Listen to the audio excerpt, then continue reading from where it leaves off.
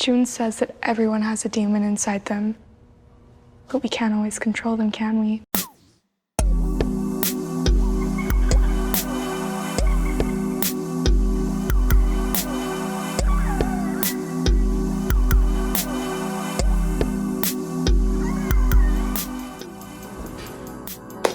Hello there, my name is Liam, and I love horror movies. I cannot explain how lucky and how blessed I feel to be a horror fan right now. I literally came out of the womb watching horror movies. Have y'all seen the First Omen? That hand that comes out? That was me. That was me coming for more horror movies.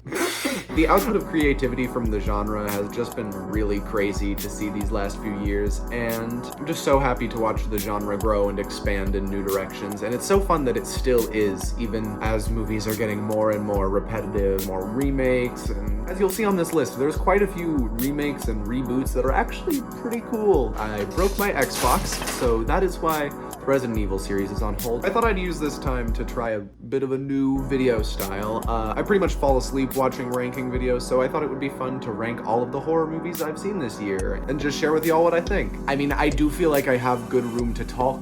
It is, like, significantly my most watched genre. So just grab some popcorn or whatever sugary snack you desire, and let's get spooky.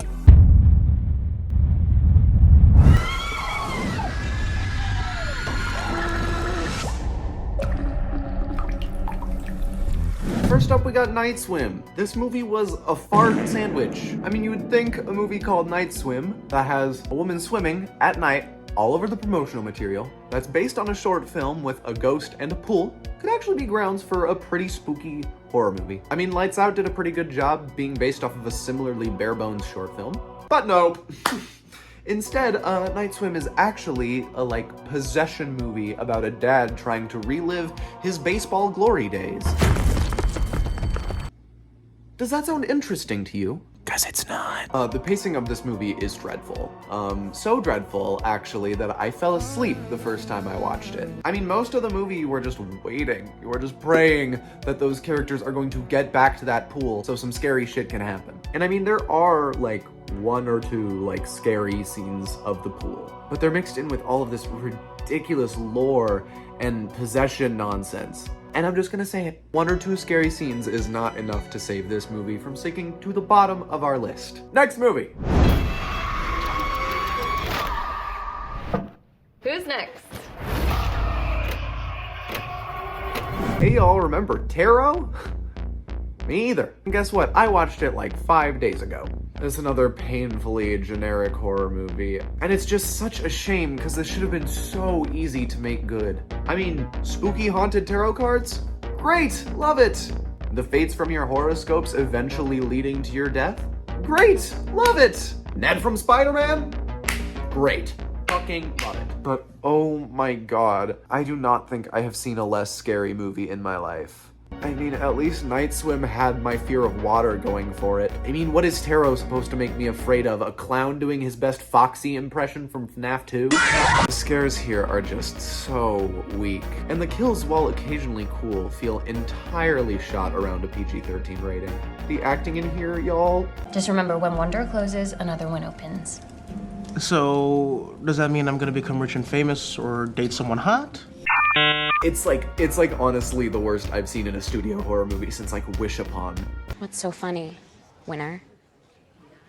Yeah, what's funny is that you're smegma. And also, I am so sorry to this lady. Olwen Fuere, shout out for just being in literally the worst horror movies for no reason than to just dump exposition. Next! Why are you doing this to us? Because you're here. Ugh, where do I start with this one? I mean, I could talk about how counterintuitive it is to make an origin story for characters called the Strangers. Why are you giving us their backstory? They are supposed to be strangers. I mean, I could talk about how this is one of the most uncomfortable on-screen relationships I've ever had to witness. Oh, I don't mean the original, where our characters come into the story at a rough patch in their relationship. I mean, this acting was so uncomfortable, I was lucky I made it out of the theater without my eyes bursting into flames. that greasy motherfucker Rudy better have my car in by tomorrow. Wow, I am so turned on right now. Oh, yeah? Prove it. Oh no, that was great. I mean, I could talk about how the decisions these characters make are so stupid that I literally had to turn to a complete stranger.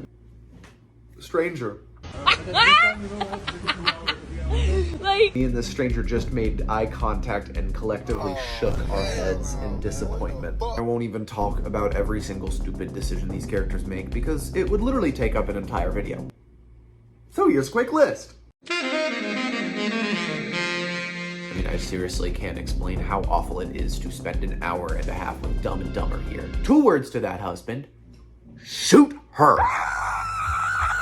Shut the fuck up! Next movie. That's impossible.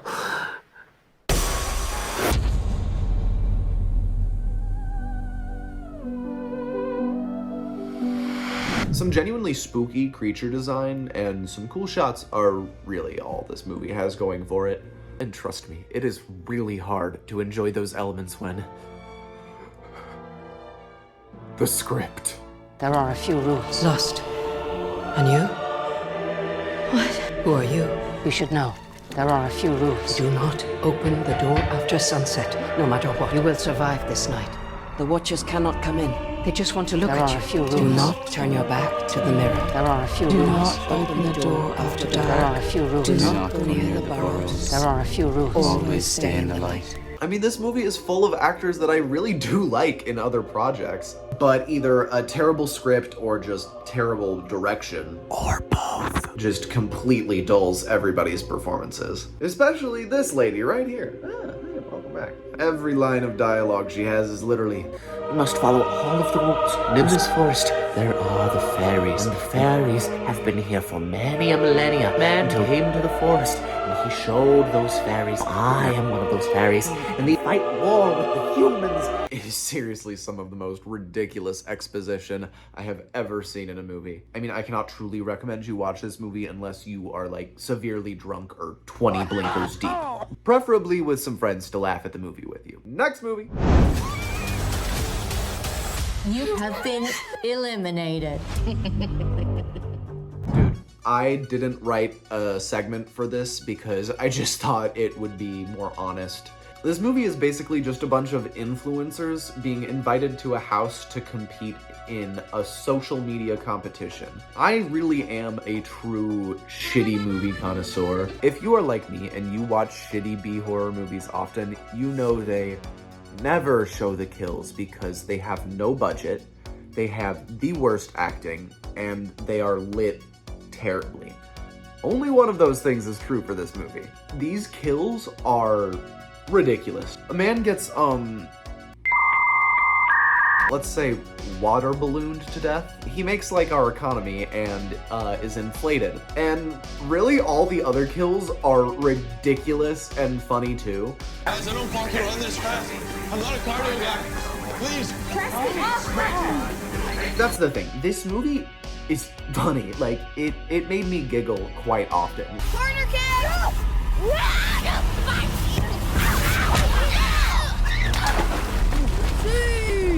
I mean, half of the jokes are terrible. Really, this movie only works if you accept the fact that it is stupid, and honestly, it is like way better than it has any right to be. I mean, let's just be real here. 3 big budget studio movies were worse than this. So it is doing some things right. These kills are good, and this plot is just so ridiculously stupid that I kind of fucking loved it. Give this a watch, please. I really don't want to spoil it. I think this is so funny if you just go in completely blind like I did. Me and my friends were dying laughing. And that ain't clickbait right there. That's my real opinion, okay?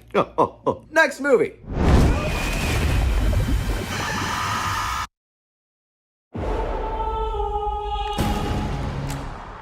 Next up, we got Immaculate. This is one of 2 satanic nun pregnancies on our list.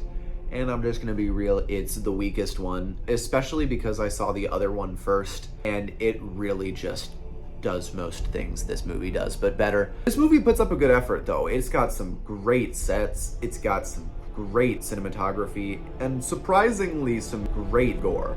Like, I wasn't expecting this movie to be a body horror movie at all, but it's got some pretty great stuff in there.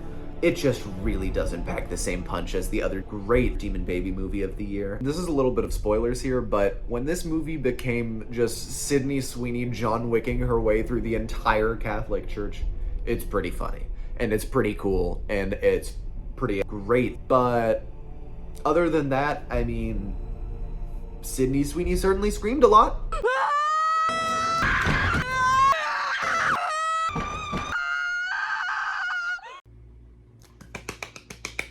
Next movie. You need to trust me.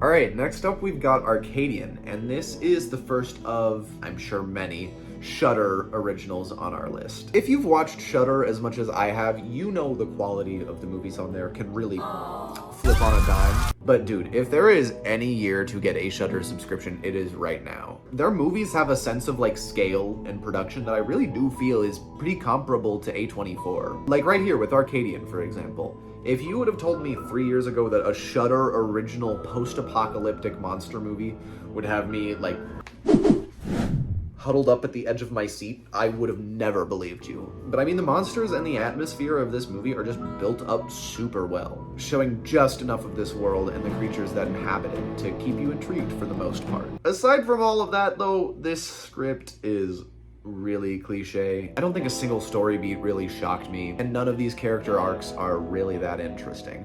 Which is a shame, because these actors are putting in some really good performances. I do feel like Nicolas Cage is just slightly wasted here. While I certainly do believe he loves his kids, there is really not much else to his character, and he spends most of the movie knocked out. But it's alright, I'm sure we're not going to be seeing him on this list anytime soon. Next movie!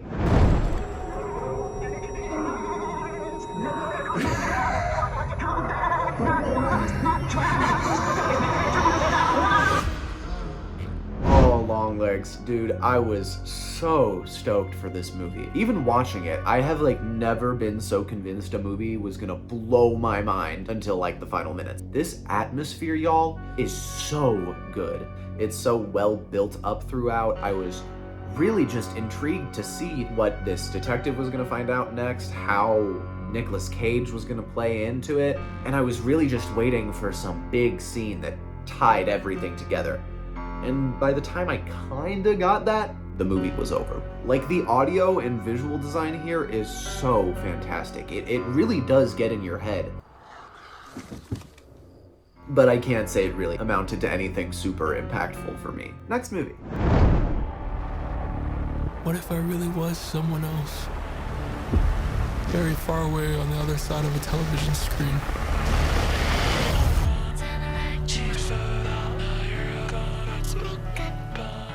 Let me get this straight. This has some incredible visuals. Seriously, some of the most beautiful cinematography I have seen all year. Horror, like, aside, it's just beautiful to look at. And it's not just the cinematography, really just all of the visuals are top-notch. Whether it's a fake TV show from the 90s on VHS, the ridiculous visuals of these dream sequences, or just capturing moments of real life, but through this beautifully stylized lens. The music is also pretty incredible. It really captures this dreamlike, nostalgic tone they're going for. But some scenes in this movie just kind of fell flat for me. Because of this movie's really slow pace, if a scene isn't working for me, I really don't get much of a break from it. And if you aren't connecting with a scene, I can totally understand why you would dismiss this movie. But I still really urge you to go see it. It is still a very unique movie, and clearly a very personal project that means a lot to people. I just didn't connect with it like others did. And I will say, out of all of the movies on the list this year, this is easily the one I want to rewatch the most. Next movie.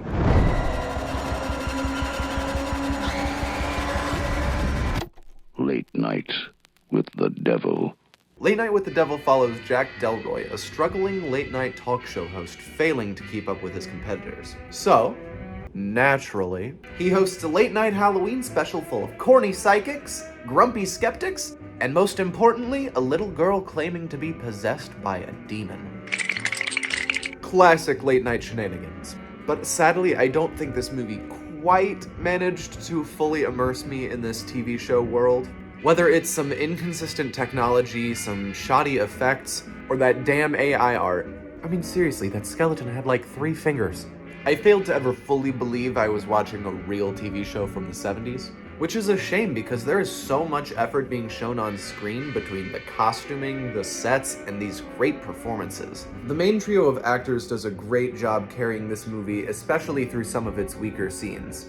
I'm not gonna lie, I thought David Dastmalchian was a bit of a weird choice for a TV show host, especially considering his other work. I only glimpsed it once. Right before my Annie's neck broke. Well, we've got the next James Corden on our hands. I am happy to say he absolutely convinced me. Dastmalchian wears this wonderfully entertaining TV show host persona like a mask, and through it we really do see the darker inner struggle that the character is going through. Absolutely give this movie a watch if it looks interesting to you, and I can totally see myself turning this on like every Halloween. Next movie. Are you sure you want to do this? Alright, next up we've got... hold on. I need a costume change for this next one. We've got Alien Romulus. Now, aside from Longlegs, this was easily my most anticipated movie of the year, and I gotta say, it really did live up to my expectations. What I wanted from this movie was just a great back-to-basics scary movie that is really character-driven, and did I get that? I mean, for the most part, yeah. Let's start off with the characters. First up, we've got Rain, who is, of course, wonderfully acted by Kaylee Spiney. She can totally add herself to the long list of badass female protagonists that have led the Alien franchise. David Johnson has a great showing as Andy, a malfunctioning android who Rain has pretty much known her whole life and is basically like a brother figure to her. He is easily the highlight of this movie, and he steals pretty much every scene he's in. Whether he needs to act scared, confused, hyper-intelligent, he does it all with ease, and it's pretty awesome. And then, as for the rest of the characters, they are certainly the rest of the characters. I think they lack the charm of the original Alien crew. I think the clear standout among the side characters is Isabella Merced. She has pretty much all of the most intense scenes in the movie to herself, and she kills it every time. Absolutely fantastic horror movie screen, by the way. My main issue with this movie is I'm sure most people's main issue with this movie, and we're gonna go into spoilers here, so click to this point in the movie if you want to avoid that. There is another android character in this movie called Rook, who is a very unsettling, weird blend of CGI and digital voice work. He is the one bit of fan service that I think is incredibly tacked on, and it felt like a very forced throwback to the original, when the movie is honestly doing a pretty good job of balancing all of these fan servicey elements. The facehuggers look great, the xenomorph looks great, and I'm not gonna spoil anything, but in the third act, shit gets crazy, and the creature in the third act looks fantastic too. So, if you are an Alien fan, I'm sure you've already seen this, but if you haven't, go watch it. It's great, and probably the best Alien movie since Aliens. Next movie! 거기서 겁나 험한 게. Alright, next up we've got Eczema, and oh man, I am so glad I saw this on Shudder. Eczema follows a shaman and her protege as they help a family plagued by a curse affecting their firstborn children. They trace the source of this plague back to a gravesite, where they enlist the help of a feng shui master who specializes in finding suitable graves for the dead. But when they bring the coffin back to exhume the body, all hell breaks loose. I was absolutely fascinated by the way this movie completely engrosses you in this world of Korean mythology. There are many scenes in this movie that are basically just 5-minute long rituals. And when I say rituals, I don't mean the boring playing with the Ouija board and jump scare! Or Catholics shouting at possessed people and jump scare! That I have become so bored of recently. The rituals in this movie feel so cathartic, real, and above all else, just frightening. And I just found out they had a real shaman on set to make sure they didn't actually summon any spirits. Huh? That shit's cool as hell. The characters in this movie are also expertly played. I mean, the feng shui master is played by Old Boy. Freaking Old Boy? That dude ate a live squid for the craft. You can really feel the relationships between these characters grow, and because of that, it's all the more frightening when their lives are put in danger.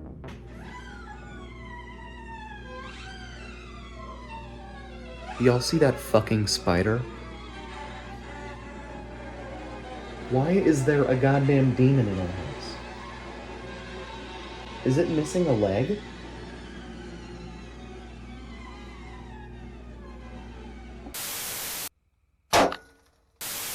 I do sadly think that this movie's pacing occasionally stumbles. It has a very unique 5-act structure, and while I do think that helps distinguish the movie a bit, I do think it hinders the pace a bit too much for me. But still, the atmosphere and the cultural depth of this movie is way too much for me to not give it a strong recommendation. Please give this a watch. Next movie. The next 3 movies I want to talk about are 3 very different but very good throwback horror movies. And because of this, I really like them all evenly, and where they fall on this list could really change depending on the day. One is a throwback to classic vampire movies, completely flipped on its head. One is a throwback to classic possession movies, and another is a throwback to classic slasher movies. They're all great, fun, and unique in their own ways, but as of right now, in 4th place, we have...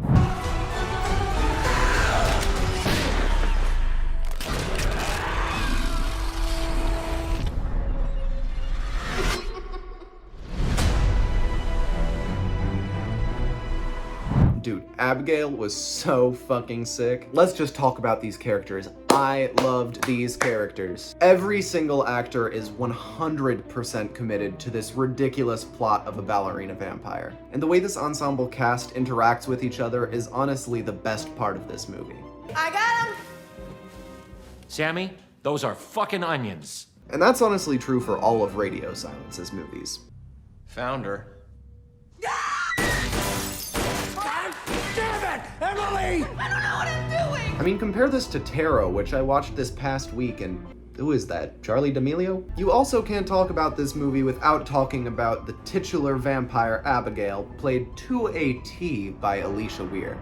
She clearly put a ton of thought into this character. Whether it's the physicality of this ballerina or how she manipulates the characters throughout the movie, I was constantly excited to see what she was going to do next. Really, the main complaint is, because this movie is so focused on making you laugh as well as making you scared, half of these jokes are kind of hit and miss. There's a few lines that feel way too Joss Whedon in their delivery. Maybe just most vampire puns are corny, which honestly might be why this movie impressed me so much. There were so many fun subversions of the vampire genre that I really wasn't expecting. So even if the movie's cool factor is a little bit lost on me, it's still very funny, gory, and ridiculously entertaining. Next movie. You don't have to be afraid. This child is his way. Next up, we've got The First Omen. I think of all of the movies this year, this one surprised me the most. Even if this movie ended up good, there's no way I could have predicted it would have had such a unique artistic voice. There are so many fantastic shots and sequences that really stuck in my head long after I left the movie theater. For one thing, this movie is a prequel to The Omen, so they really rein in all of that cheesy 1970s style and go completely all out. Like Immaculate, there are moments of violence in this movie, but I think the violence in this movie was not only brutal, but perfectly paced. Every time a character died or there was some disgusting scene, it always came at the perfect point in the story. I mean, y'all, there is some violence in this movie that left my jaw on the floor. There's also some very weird, trippy, experimental visuals that really felt true to the nature of the original movie. The main thing that really held this movie back for me was the fact that it is an Omen prequel, because this movie is seriously so unique and so cool to watch. Every time I was reminded that this movie is setting up The Omen, I was just like, oh, yeah, I forgot. Yeah, huge round of applause for Arkasha Stevenson. This was her first feature. This movie is so creative and so confident, you would absolutely never tell this was someone's first movie. I seriously urge you to give this one a watch. It is way too creative not to recommend. Next movie. Animals don't get too hung up on reason. They just keep killing.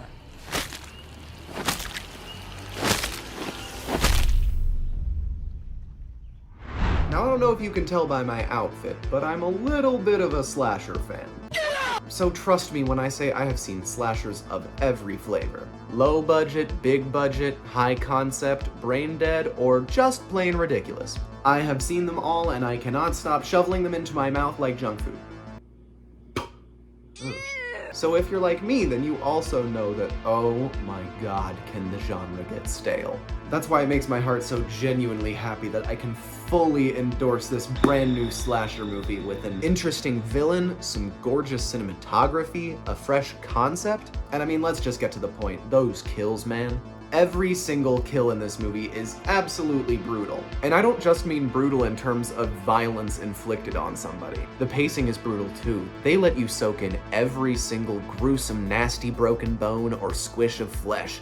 It's disgusting, it's thrilling, and most importantly, it wouldn't be nearly as effective without the unique approach this movie takes. Slasher fans, I implore you, imagine your favorite Friday the 13th movie. Just think of all of the time you spend with those characters. You know they're shallow, you know they're useless, and most importantly, you know they're gonna die. Why am I watching Alice make coffee for 5 minutes? Now imagine, what is Jason getting up to while he's waiting to do all of those kills? I present you In a Violent Nature. This is a movie that is clearly made by people that love these movies and understand what makes them tick. There are so many moments that poke fun at classic slasher scenes. During one scene, we see our teenage cast gathered around a campfire to take a selfie, while our killer Johnny is standing in the background. In any other slasher movie, those characters would take that selfie, discover the killer in the background of those photos, and freak out. But we never see that moment happen for these characters. We pretty much forget it even happens until later on in the movie when one of the teens says, "Hey, that's the guy from the picture!" All of the storytelling through this movie is really done through either conversations Johnny's victims have while he's in earshot, or purely through the character choices he makes. To me, it was just fascinating to see the choices of the killer in one of these movies, and it was honestly so refreshing to not have to be stuck with teenage characters the entire runtime. I mean, I guess if you're not a slasher fan, I don't know how much this movie would win you over, especially because of how much of the movie is reliant on you knowing the ins and outs of the genre. But even so, it's just such a unique and interesting movie, I have to recommend it. Please give this one a watch, but especially if you love slashers, particularly Friday the 13th, you will get a kick out of it, I promise. Last movie.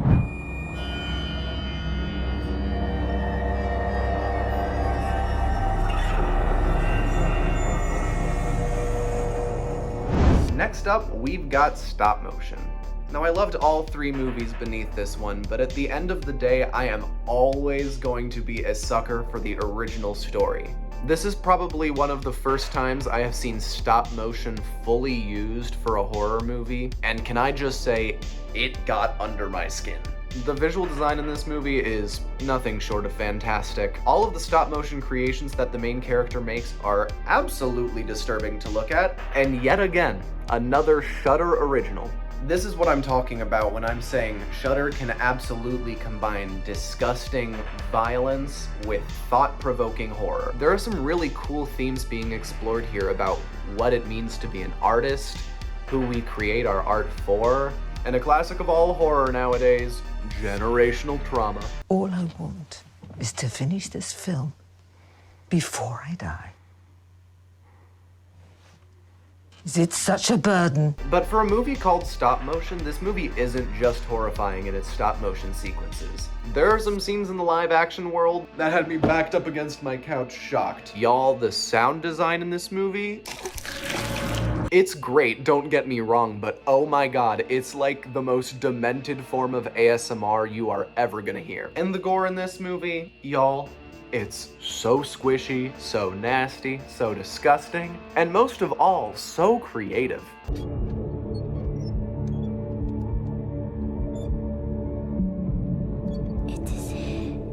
I haven't had a movie get under my skin in this way, really ever. There were so many times throughout this movie where I had to rip my headphones out and just take a break. Here's a fun little clip of me reacting.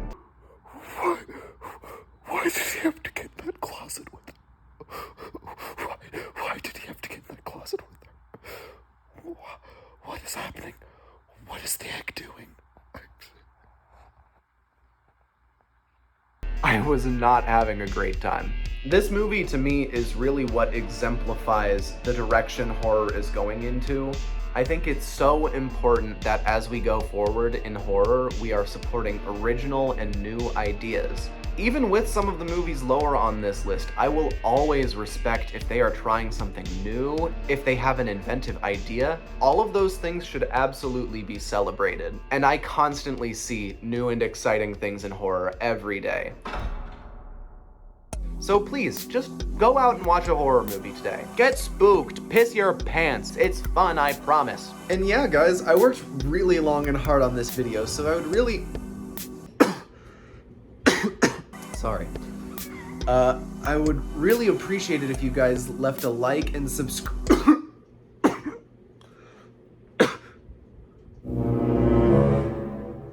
Please, like and subscribe before it's too late.